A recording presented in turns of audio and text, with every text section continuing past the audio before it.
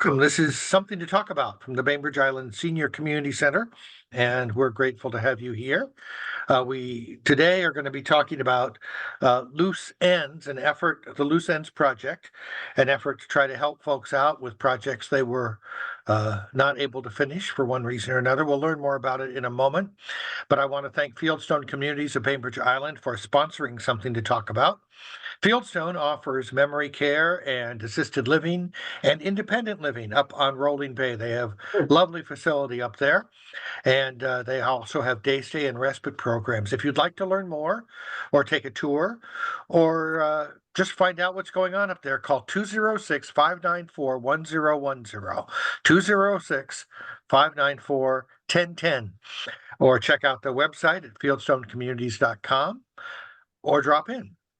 We'd also like to acknowledge that we are meeting on the ancestral homelands of the Suquamish people, the people of the clear salt water, who have lived and plied these lands and waters since time immemorial. We are grateful for their husbandry, their wifery, their taking care of these lands, and we honor them and are learning from them every day.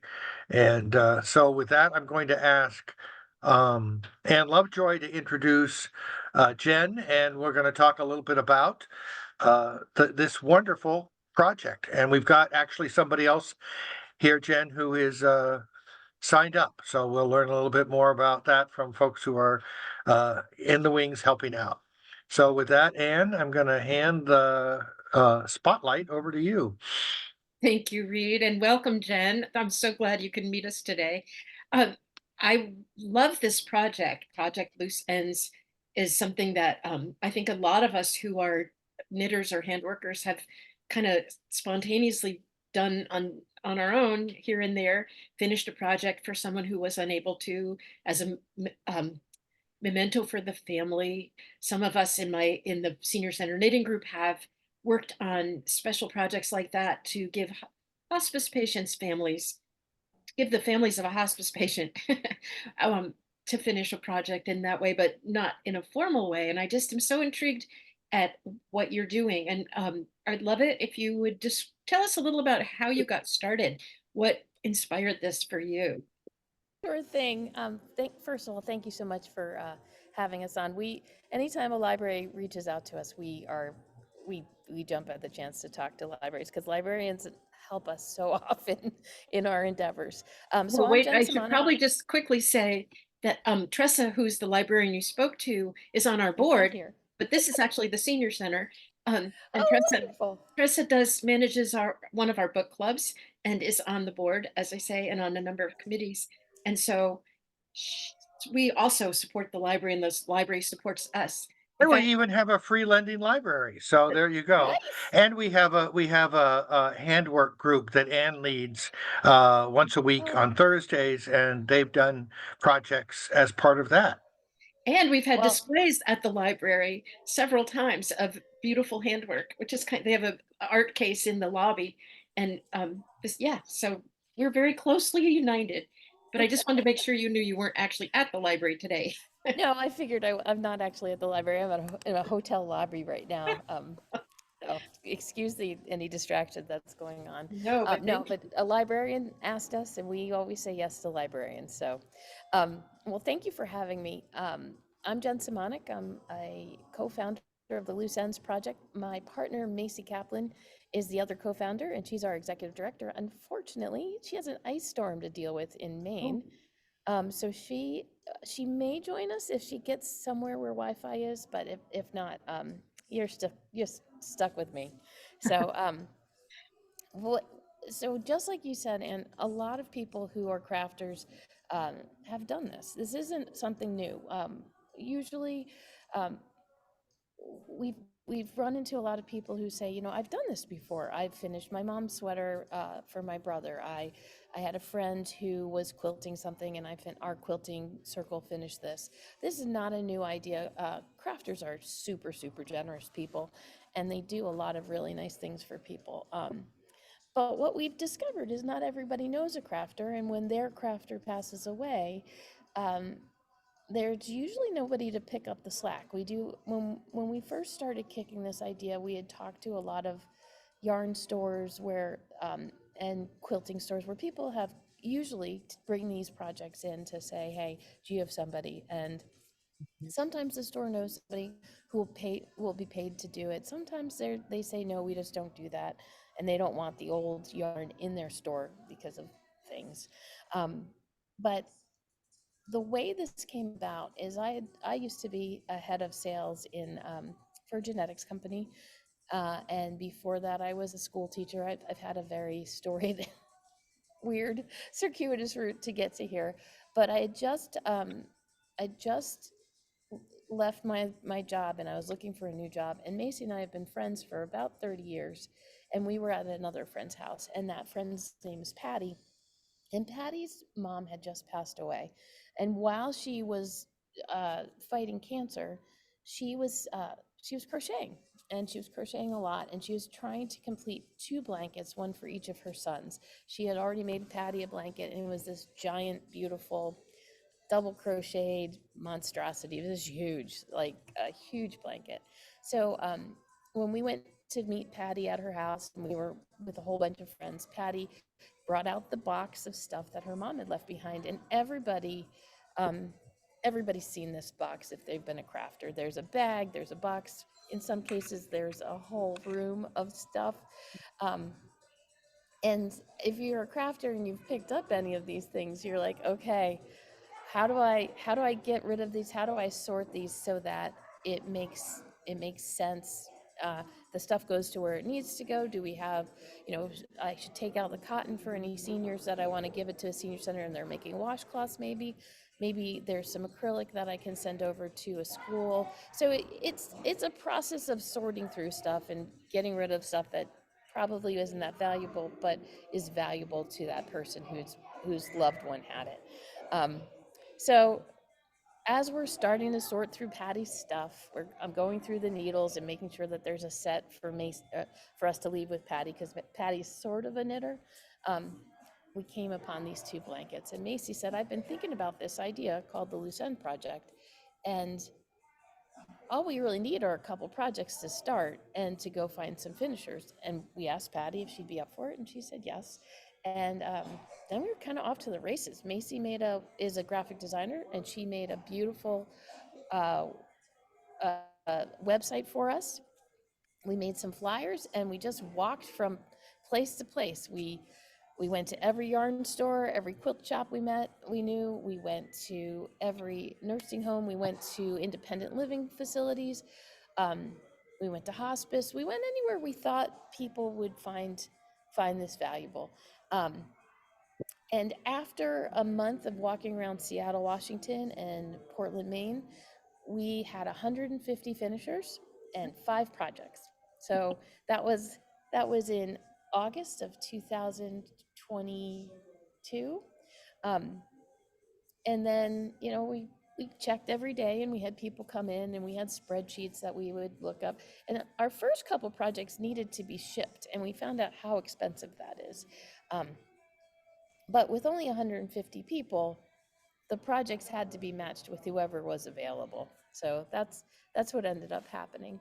And then in December of 23, we ended up, my hairdresser has a daughter who is the weekend anchor at Como News, no, King 5 News.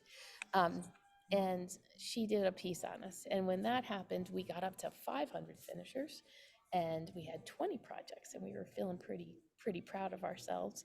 And then sometime in February last year, a woman in Woodinville wrote an article about us for the Washington Post. And well, long story short, we now have 24,000 finishers across the globe in 64 countries. I know, it's a lot. Um, and we have about, I, we've had 1,600 projects submitted. However, each project seems to come with like 1 or 2 other projects with it, because these are people's sewing bags. And when we open them up, we're like, yeah, mom wasn't a knitter, she was a crocheter. And that thing that you think was a sweater was actually a pair of socks, a vest, and a hat. So we routinely get an email back that says, "Oh yeah, I found out there were 5 things, so I just finished them all." And you're like, "Oh, okay, all right, that's great." So, um, yeah, we've grown a lot. In February this year, we had a roundup at the counter with our partner Joanne Fabrics. Um, Joanne did file for bankruptcy last Monday, so we'll see what Oh. happens with our big fund. But they're really lovely people and they're great to work with, and I'm sure it'll all work out. And we're working on getting more corporate sponsors so that we can continue this. I work full time at this job, and so does Macy. And at someday we will get paid to do this, we think, and it'll be great. But in the meantime, it's been amazing. We match people with finishers, and um, the response has been lovely. So it sounds like, though, that you have a imbalance in that you have a ton of people who would love to finish a project and relatively fewer people who are asking for this service. We So have part of about a 20 to 1 a 20 to 1 thing. We have one project for every 20 people, and what ends up happening, it's actually lovely to have that many, because what we can do is we can match people around the corner from each other. Mhm. um, which is so the quiet part that we don't say out loud is that we're really here to help build communities. Mhm. um, there's a lot of time in the world where you think that you don't have anyone around to help you, and just by raising your hand, sometimes you have that help just appear. And I think we've forgotten a lot about that because of the pandemic and how far apart we've all become. So um, it even though people are always like, it sounds like you have more than enough help, but we never really know what kind of help we're going to need, because each project that comes in is its own little beautiful little baby that, it might need an advanced tatter, or it might need just like a beginner crocheter who's just got some fortitude. So, We've actually had some projects come in where different people in our knitting group, there's about 25 people in our knitting group, and different people have contributed. Like one person knit a bunch of grannies or crocheted a lot of granny squares, and somebody else took apart the old ones, and somebody else sewed it all together. And we just, have done blankets like that and done things. So it's like a community project right there. But you're so right on about the community aspect. One of the things I hear a lot about our committee, knitting group is like how what a welcoming, warm community it is, and how people can walk in cold, not even know how to. One person came in and just used to hold ball yarn in her hand for a few days. It's like, I'm learning, and now she's a knitter, but you can take your time. But I think you're right that crafters, generally speaking, are really, really generous people who love to share their talents and skills. And I like that you say you're able to kind of sometimes put people together who are just neighbors practically already, right? oh, yeah, and it happens more times than you think, and it's just lovely. And the questions I get a lot of times are, well, I signed up. Where's my project? And I'm like, well, um, y- you live in a community. Here we have flyers on our website. Put some flyers up. Tell people about what we do, and that's how the projects happen. Um, and then I also have people who say, well, it seems like you have enough people. And the way I look at it, I used to teach for the Red Cross. I used to teach CPR. I have to go back and get my recertified, but so I used to teach CPR, and I hope that nobody that I taught ever had to use it, because like that's a really hard thing to do to somebody. But I'm so happy that I have hundreds of people out there in the world that know how to do CPR in case they're ever needed.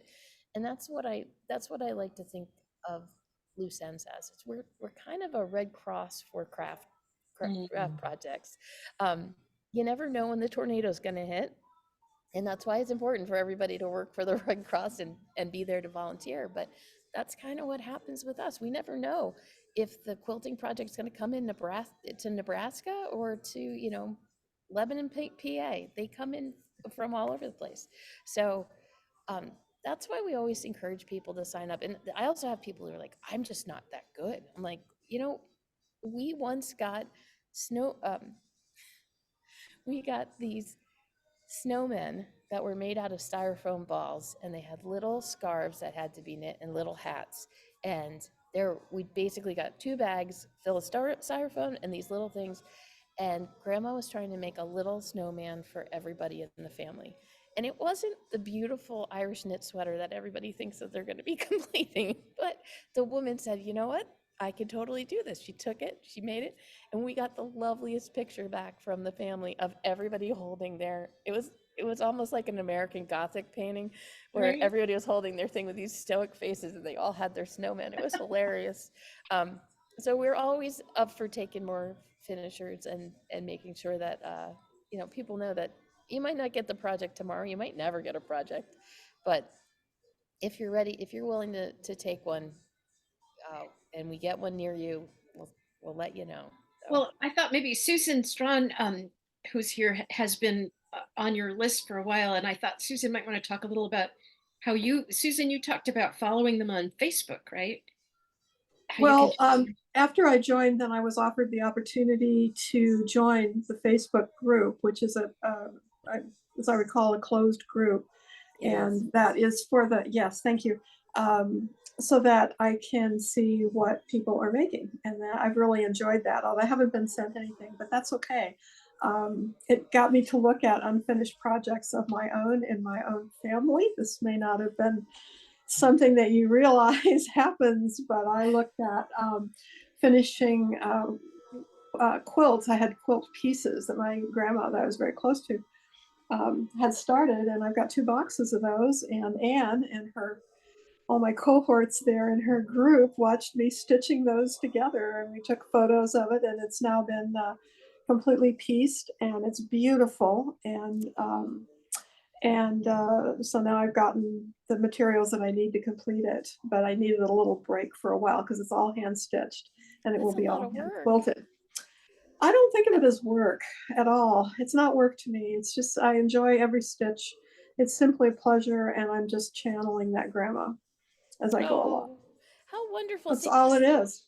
our private finisher group is quite astounding. It is a group of very uh, we have about 10,000 people there, and um, they they're the kind of people where you put something up to say, hey, does anyone know how to do this particular stitch?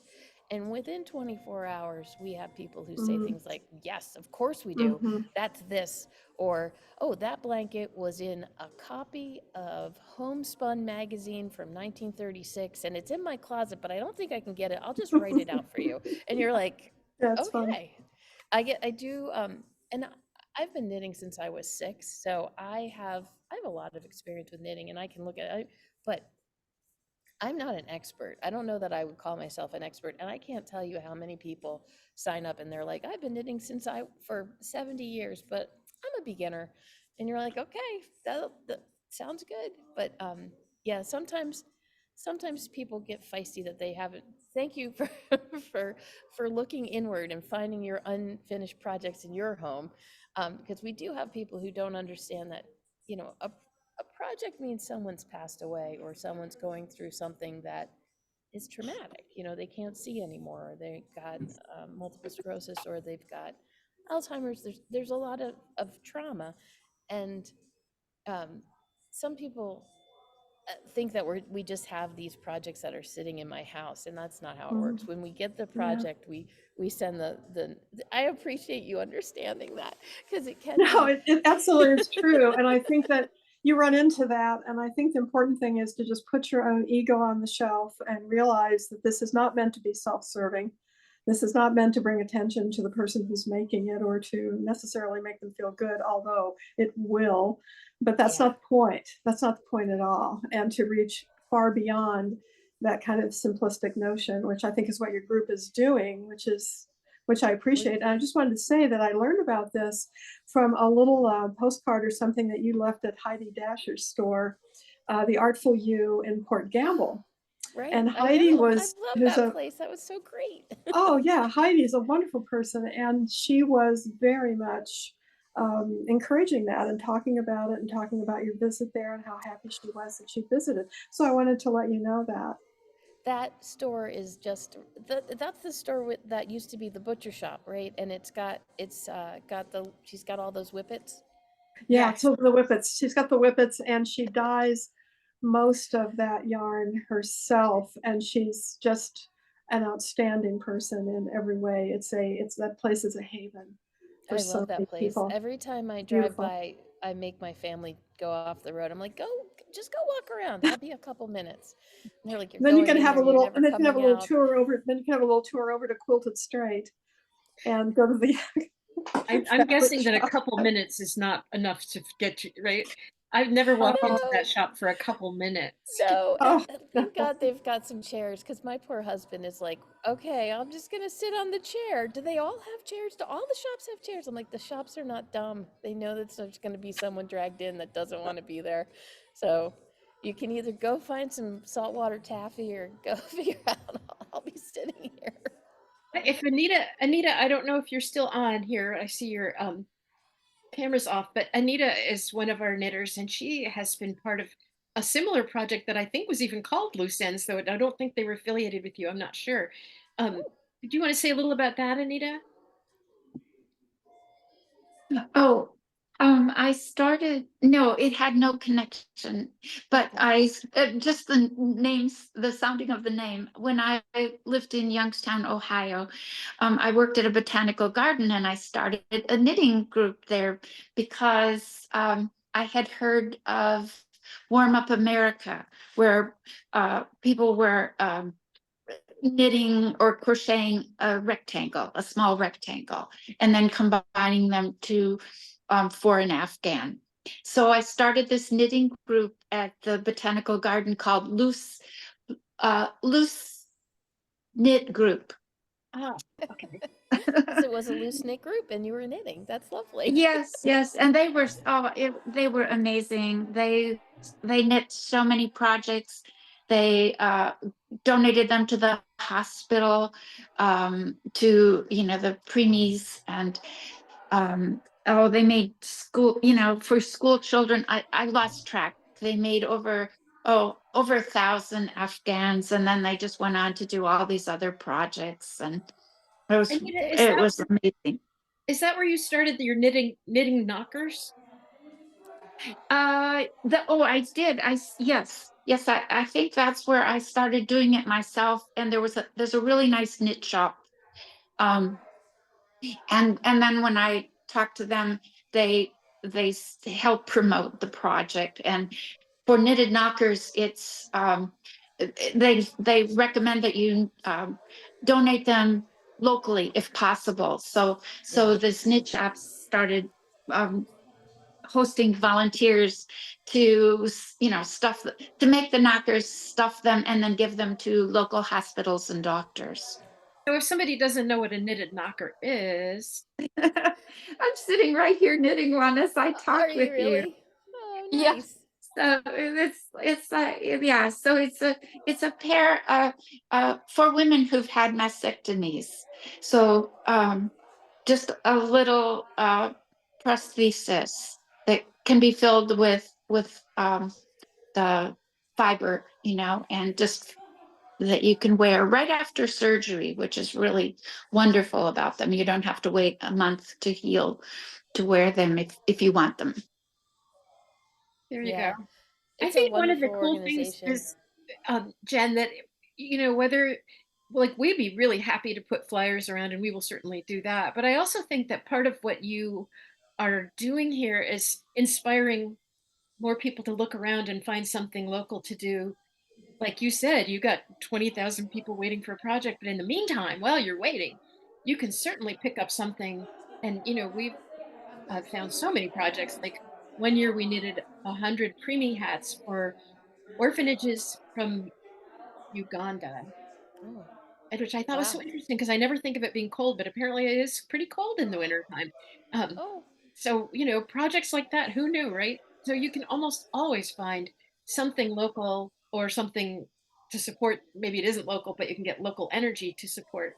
But yeah, this is your website, right? this is our website. Yeah, this is our website, and on our website, it has places to submit a project, become a finisher. We also get a lot of questions about donations. Um, we do take donations, monetary donations, to keep the project going, but also we get a lot of people who have stuff that they want to go to a good place, and on our donations page we have a list of any and all places that accept yarn, fabric, any fibers. If you scroll down a little bit, you can see um, we've got places in the United States, um, and Canada and the UK. So if there's any places, like for example, if your knitting group wanted to be a place that people could give yarn to, we could put you on there as well. Because so many people were asking, we just had to have a place for people to go and do that. And that's the fun part about this, is that, you know, we've gotten people who are like, I want to do something, I want to help. But we also have people who are pointing out other ways that they can help people in their neighborhoods, in their communities. We've had a couple of projects that groups have done. So, you know, quilts are such a big project, and we've had some hand quilted projects where people have done that as a group. We had a wonderful woman take on a project.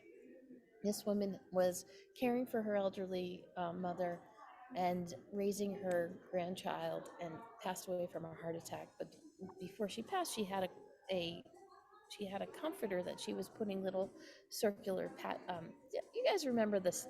Do you remember the 70s? I remember the 70s, where we had these little puff patches. They were they were a fun project. I know that my mom had me making them for something. I don't remember what, but she was making them and sewing them onto a comforter. Well, the woman who picked it up, the finish that picked it up, ended up living in like a cooperative housing place. I don't think it was an independent living, but I think it was something similar to that. But she and 5 of her friends put it together, and then they invited the daughter of the project owner and her mom to come and to pick up the finished project. And she said, I felt like a rock star. Everyone knew that we were here for the blanket. And so there's so much to do with. It's one of these things, like a lot of people who knit. We've knit for all of our families. My son is swimming in sweaters. Everyone's got mittens from me. But when somebody has a baby, I'm making something. I have my knitting sitting over here. I'm making socks for a friend of mine right now. But we like to make stuff for people and have them appreciate it, and help fill a need. So Knitted Knockers is an example of it. The Linus Project, where they make blankets for people who are in the hospital. There's so many organizations that knit hats, and I mean, there's so much to do with that energy, and it's just so wonderful to be part of it Right. and tap into it. And I think we've all had that experience of our family saying, no more hats, mom, stop. But the cool thing is, we have been connected with a group locally that helps families that are living in their cars or in shelters. And so we've been sending, every few months, we'll send a big, huge sack of, you know, scarves and hats and gloves and mittens and socks and whatever it is. And that always feels really good, because you know that it's going somewhere where it's really going to be appreciated. And try to put pretty things in and pretty colors for the teens and cute baby stuff, and maybe send a little layette, you know. I feel like that is just a huge part of being a craft person, right? And we've been exploring craftivism lately, which you probably know about that movement. But in a way, that's what that is. It's like supporting something, a cause you love and care about, with your crafting. And in fact, Susan Strawn is featured in one of the chapters of that book. Are you It's really? really is. You know, Wow. I just had this out for another reason, actually. I got this Jessica Vitkus, who's a television producer and an author and a crafter, had the idea for this book, and she got in touch with me because of my I'm a scholar of knitting, and I write a lot about the scholarship of knitting, and I'm particularly interested in knitting during wartime, Oh, which is an interesting, and it raises a lot of controversial questions. But anyway, she just interviewed me because she found my book, and then she asked for a photo, and I thought that's interesting. And then the pandemic happened, and I totally lost track of time, everything else, just as we all did, just coping. And then I got a copy of this book that she sent and you me. were in it? Well, I knew I was going to be in it, and I had a photo taken, and just a casual photo taken to send to her, and she said it was fine. And I didn't hear anything. And then, but Farrar Straus Giroux, whatever it's pronounced. And it's a really great publisher through Macmillan. It's kind of a big deal to get published by them. And anyway, so I got the book and I thought, oh, cute cover, it has embroidery and everything. And I looked and I thought, what if she used that photo? And she did. And then it got buried like a stack of books. And So then is it called what's it called? it's called, actually, I like it that it isn't called craftivism. I really don't like that word, but crafting change. Oh, Although she calls wonderful. herself a craftivist, I noticed, but I like that crafting change better. Crafting change, handmade activism, past and present. So she's looking at the historical roots Nice. of this. This is not anything new that we're inventing. This has No. deep historical roots. And so Anne had mentioned something, I don't remember what it was now, about a book or something. And I thought, I think I've got a book about that somewhere. And I dug the thing out, and by golly, I'm chapter 3. Not only do you have a book, you have a whole chapter in that book. That's Knitting for amazing. soldiers during World War I, World War II, although I also get into Civil War knitting. And there's a lot about the Civil War and the women's groups there, the abolitionist groups were amazing. So Susan, I have, do you have a copy of your book sitting next to you by any chance? it's Oh, across your the book. room. Oh, her book, I yeah. got it. I Yeah. got it. I actually, my grandmother taught me how to knit using steel needles that were from World War II when she used to make bandages. So Whoa. that's how I Yeah, learned. My it's stitches a, were nowhere near as tight and precise as hers, but that's yeah, how I learned. wow. No, this is the book. Oh, wow. An older book. It's 2007, but because I had to write it in 2 years, and I was also teaching full time at a university, and it was kind of intense.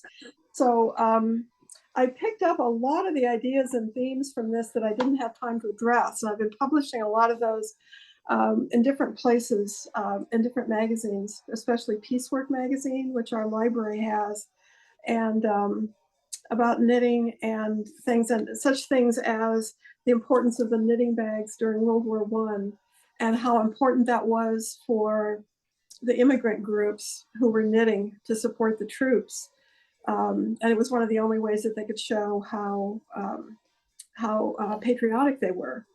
The big knitting bag, absolutely patriotic. And I just have photos of groups, immigrant groups, Chinese people, American Indians, and so on. It was one of the only really quick, visible ways they could show that patriotism.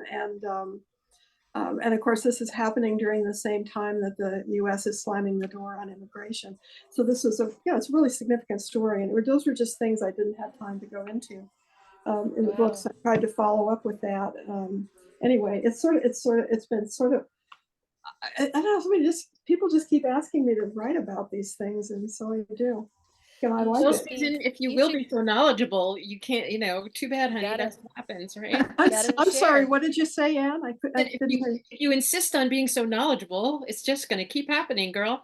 Right? This stuff just kind of drops into my lap, and I'm thinking, yeah, I know something about that. There you go. And I will give anybody anything, anytime, because 99% of people will do nothing with it. There's no point in hoarding information.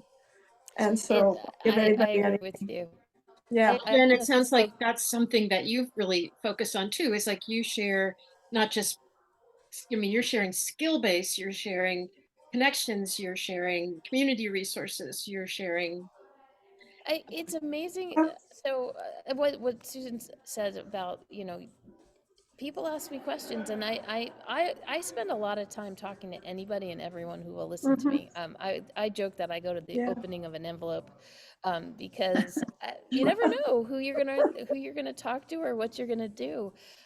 And we recently spoke with a woman who does a podcast called it's about being Jewish, and she is a knitter, and she was allowed to to go to the Holocaust Museum and touch some of the things that people had been making during the Holocaust, and they made things for themselves to try and keep warm, to try and make the best of a terrible, terrible situation.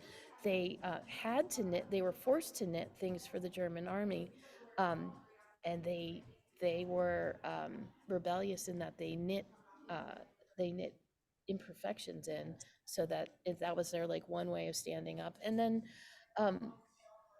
so you have these types of stories, and when you hold on to somebody's knitting that you didn't start and someone else started, there is it's a profound feeling. Like you can feel that story there. I'm not Yep. very mystical or spiritual, but there's something about these items that makes you just, it takes your breath away. Oh, that's It definitely absolutely true. does. They carry, that's exactly true. Anita, I think you had a comment. Oh, I just wanted to add another, it hasn't come up yet, but of knitting plastic bags and things. I think back in Youngstown, some of the knitters were knitting mats for homeless people, and they might do that in Seattle as well. I think I've come across someone that is doing that, but so it's waterproof. It's they're using the plastic bags. Yeah, I think I've seen that. They crochet these mats that are waterproof, they can sleep on. Plus you're Mhm. using up these things that would have gone in a landfill anyway. So Mhm. it's a useful thing to make out of something that just gets tossed. So yeah, those are there's so many different ways to use these crafts for good. Well, I was gonna My ask you- students participated in the Linus project. They really liked that when I was teaching the design and merchandising students, and they got donations of polar fleece, and they made lots of those. And there's just everywhere you turn, everywhere you look, there's something like that. There's just this tremendous energy that needs to be harnessed. But I wanted to say, when you're talking about the wartime knitters, the Holocaust knitters, one of the more touching thing that I'm always looking for ways to put this into context so that we aren't too stuck in who we are and what we're doing right now. But the knitting that went on in the Japanese American internment camps was a really, really interesting story. And that was considered a way of Americanizing the Japanese women in particular. And they were knitting, I found stories of women who were knitting. You're familiar with the Fighting 442nd. That was the all Japanese American troop that basically they sent them in first. They had the highest fatality during World War II. And there are stories that have been saved in museums, if you're lucky enough to find them, about a family, woman and her daughter who were knitting for her son, who was in the 442nd, and they were turned at Minidoka. And I ended up writing their story. There's a pair of mittens knitted by another and embroidered by another family that's in the Wing Loop Museum. And that becomes another story. You're walking by and you see, oh, mittens. They've got some of the, they call it gaman, the art of gaman, what they were making in the camps. And you talk about stories, but you just have to take time and look more deeply. This is not superficial stuff. There's just a lot there to deal with. Well, and there's still a lot, like the stories today. I mean, one of the things I love about the way all this craftivism works is like what I think of as circular economy.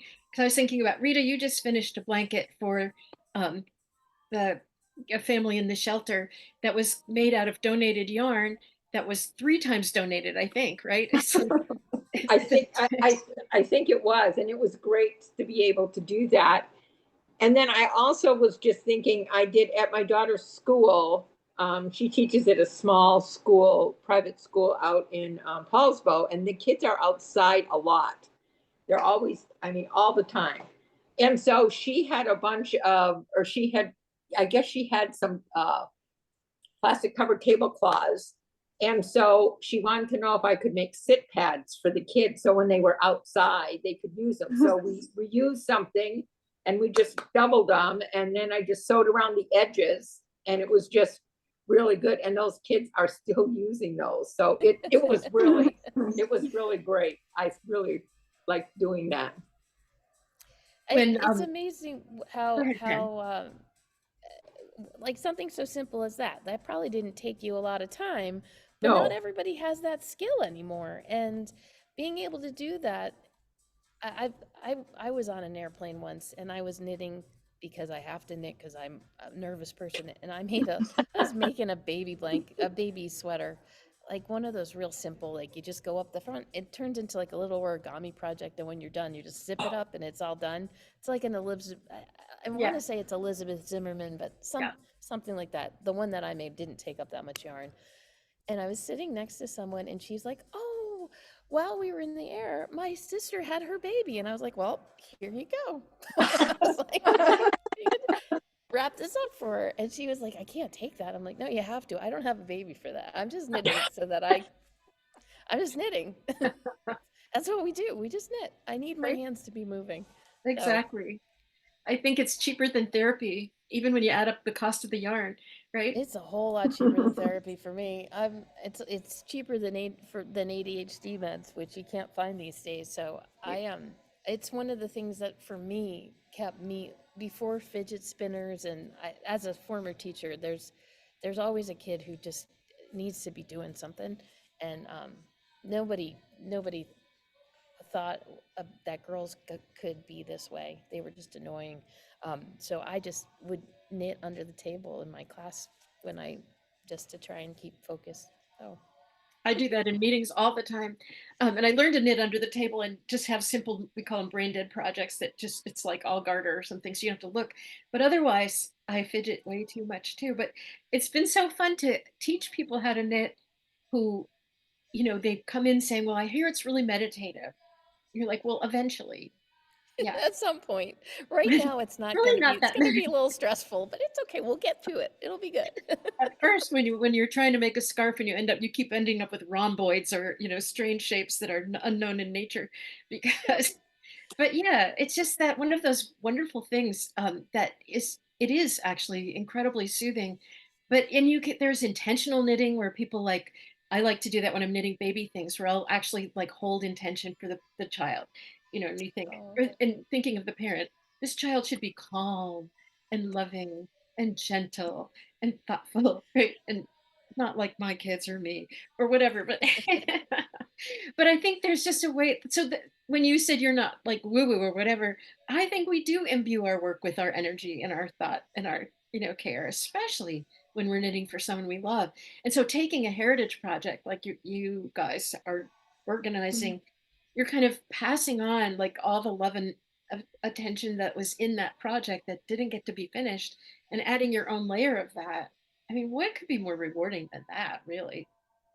it may there's times where we have a project where we're like, I don't know how we're going to match this. I don't know if we're going to find a Tunisian crocheter in Paulsbo, Washington, and all of a sudden one will come in and we're like, oh, all right, and then we match them. And Macy calls that our invisible board of finishers. Just like all the project owners, the original starters are like waiting and trying to get us matched up with people as quickly as possible. So Well, how there's can we help? What would be the most well helpful thing we can do for you? Well, just talking about us and letting people know that we exist. We have on our website, we have flyers that you can print out. We've got them in different languages. If there's a language that you think that we need for your neighborhood, let me know. We've gotten people to translate things. Um, we we'll always we always accept finishers. We always accept projects. We accept donations if that's what you're looking for. If you want us to put your group, if you need yarn donations, we get a lot of requests about that all the time. So if you want us to put up your group in there, we can do that. We're always happy to talk about this if anyone has a venue to talk about. We just love talking about this project and getting people involved. Um, Immediate needs we have right now is we're working on finding grants. So if you know of any grants that would work for us, just send them my way. Um, we're also looking for more sponsorships, and we're building out we have what we call a web app. Uh, Before we got our web app, we had 17,000 finishers in a spreadsheet. And I don't know if you've ever worked on a spreadsheet. That's not ideal. It's not good. And the way we would do it is like somebody would come in from 98109 area code and we put it in there, and then we truncate we'd have to filter by the state and then filter. It got unwieldy and didn't work. So my next door neighbor, Mark, built us a web app where all the finishers can go in and put their stuff. And right now what we're doing is we're getting the projects in there too. So we'll have a dashboard where we can match people up, and it's not going to just be in our emails right now, because about once a month I have to go and play Repo Man, where I call all the finishers who I haven't heard from, and I'm like, hey. And it's funny because you can always tell that they're just embarrassed, and I'm like, don't be embarrassed. This wasn't going to go anywhere. This was sitting in a closet. You pulled it out, you started it, and now we're going to work towards making it with somebody else. So some of our projects have a couple of finishers, and Well, that's a good I point. So yeah. yeah, exactly. We've had projects pass through our hands that way too, where, Yeah. maybe mama starts it and the daughter tries to pick it up and it doesn't quite work and somebody else. But in a way, that's kind of wonderful because then it becomes like a mosaic of all these different hands, It's right? it's wonderful, and we've had people who, they took the project, they figured out what needed to happen, which usually our project owners have no idea. We get a lot of like, well, I think it's my grandmother was an expert knitter, and we're like, no, your grandmother was like a very beginner crocheter, and this is just a practice chain, but we can do something with it because that small object was held by her grandmother and she wants to keep it. So having somebody come in and just kind of figure out what needs to be done is also a blessing for us, because then we can say, all right, we have more information, we got the right utility, like the right tools for it, and now we can pass it to somebody else. So I I I usually start my conversations with people, and they're usually embarrassed, or they're sad, or they just really can't believe they couldn't finish it. Yeah. And I'm always like, you know what? Don't beat yourself up for trying to help. You tried to help, you couldn't. That's okay. Right. You And if did there's only 10,000 just people out there great. waiting to help, I think Now Francis go has help something some and other then way, and we're gonna. Yeah, what's up, Francis? Francis, you're muted. And then Sheila. Go. Okay. There you There you go. go. Can you hear me? Yeah. Yes. I don't know if you've talked to any Rotary clubs, but this is a natural for Rotary clubs. I'd love to have you come speak to the Paulsville Rotary. I We would. sponsor Days for Girls, which is a program which women are not, and men. It's amazing. We even had some men participate. And make kits, menstrual kits for women in Africa who do not have access to uh, um, menstrual pads. So we make these kits, and it started like this one started, with one woman seeing a need, and Yeah. now it's international. That's Uh, a really great and program. Rotary has participated in that with grants as well as just making them. So Yeah. I'd love to put the chairman who's in charge of speakers to contact you if you're interested in That would coming be talking to our that group. would be lovely, Francis. I just put my email, which is jen@looseendsproject.org. Just email me, and we'll make a time, because I'm in Seattle, Washington, but I also I have a place on Hood Canal, so I'm always near Hoodsport, so I can come by and Yeah, speak. And that'd be great. a Love to. while. I know that she's pretty well filled out the program up until May, but That's at fine. least have your information, and I'd like to propose to them. That sounds great, Francis. Maybe even it could be done as a Zoom. Yeah, uh, I'm up for because anything, now and I we have appreciate you thinking of Zoom, us. I think That'd be great. Sheila has something she wants to jump in with. I What's do. up, Sheila? I have a daughter-in-law who's a crazy craft woman. Doesn't knit and she doesn't do crochet. That's But she okay. does cards and she does those wreaths, that you do the wreaths and put the things in. She's very creative, and but she lives in Wisconsin. So what do I do? Just send her your email address? So just send her the website, the looseensproject.org. And in there it talks about everything we do. Mostly we're fiber arts, so we do everything from spinning to making stuff with actual fabric and everything in between. We did just start with knitting and crocheting, but then we found out that quilters have some opinions and they need some help there too. So we do nail binding. We've got a group doing Japanese bunka. We'll do anything that has fiber related. So and what I get is a lot of men, not only men, but predominantly men who will say things like, well, I do wood crafting. Can I do something with woodworking? And the only problem we have is until we have 25,000 woodworkers, I don't know how we get those projects back and forth. You can pop a quilt in the mail. It's hard to pop an armoire in the mail that hasn't been finished. But never say never. I think we could probably get to that point with it.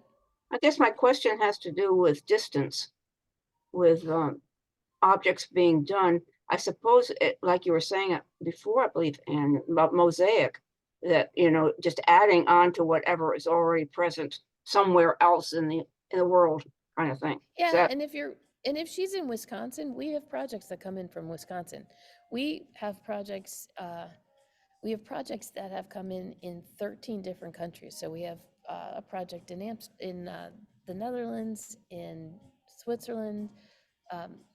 We have Wow. about 100 projects in England right now. We have one in Northern Ireland, one in Scotland, so many in Canada right now too. So yeah, Well, we I'm would love her help. I'm going to send her the email address and her and send that to her, and she can peruse it and see how she can fit in. She does a lot of stuff for Definitely. in the community out there. So this sounds just Yeah. perfect. So if anybody needs the information and doesn't get it off the chat, you can check in with me and Reed, and we'll be happy to give it to you. And Jen, thank you so much for your time. Oh, This this has has been been such wonderful. a great conversation with so many smart, intelligent, wonderful crafters. I always learn so much. Like I want to go pick up that book. Now I want a copy. I want to see what you Right. do, and we might need to use you as a resource, because there's a lot of times where stuff comes in and we're like, I have no idea if I'm going to be ruining this if we do this, because we had something come in. It was an embroidery of the Mayflower that had been started in 1812, and Oh, wow. I didn't, and the man who had it, his great grandmother had started it. We Mm. ended up finding a finisher and they did a lovely job, but there's always that, okay, should a museum get involved? Is this something, we just want to finish it. A museum really just wants to just preserve it. So there's a lot of times where we need to call a friend to say, what do we think about this? What do we think about the best way to finish this is? So, Well, we would be honored and flattered to help and support you in any possible way. well, that But would be great. I would love to tap into your resources. This is just every time I talk to a group, I find some new talented people that I didn't know of before. So thank you for sharing. well, thanks everybody for showing up, and thank you, Jen, again, and please thank Macy for us too for all your energy and good work together. I Thanks, will. everybody. Thank you guys. I'm sad. She's gonna be sad she missed it. So I'll send her the video clip, right? okay.